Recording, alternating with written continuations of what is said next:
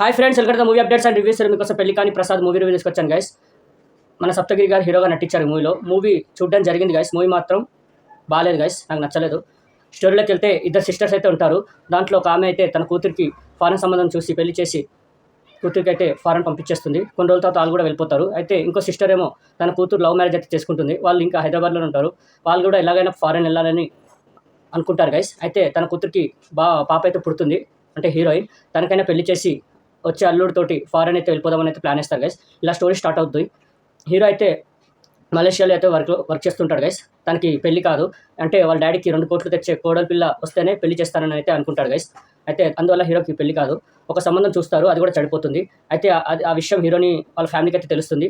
ఎలాగైనా హీరోయిన్కి పెళ్లి చేసి మలేషియా వెళ్ళిపోవాలని అయితే ప్లాన్ చేస్తారు గైస్. అలా హీరోతో అయితే లవ్ చేసినట్టయితే యాక్ట్ చేస్తుంది. అలా హీరోని లవ్లో పడేస్తుంది. మరి దాని తర్వాత ఏమైంది, మళ్ళీ హీరోయిన్ మ్యారేజ్ చేసుకొని మరి మలేషియా వెళ్ళిందా వాళ్ళ ఫ్యామిలీతోటి? మరి క్లైమాక్స్లో ఏం జరిగింది?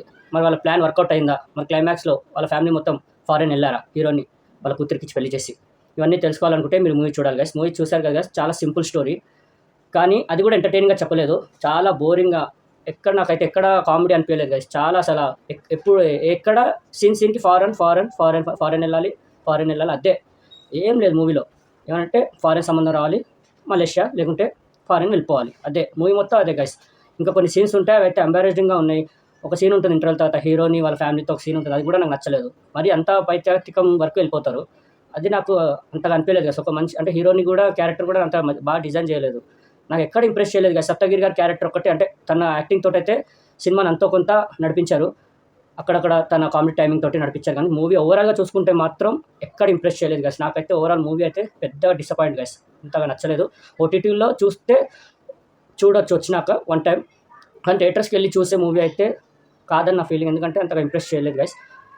ఈ మూవీ అయితే నాకు అంతగా నచ్చలేదు గైస్. ఈ మూవీకి నేచర్ రేటింగ్ అయితే 5కి 1.75. నాకైతే అంతగా నచ్చలేదు గైస్. స్టోరీ కూడా అంతేం లేదు, పాత స్టోరీలానే ఉంది. ఓటీటీలో వచ్చాక ట్రై అయితే ఇవ్వండి, ఇస్తే సప్తగిరి గారి కోసం. అది కూడా మరిన్ని మూవీ అప్డేట్స్ కోసం please like, share and subscribe movie updates and reviews guys. Thank you.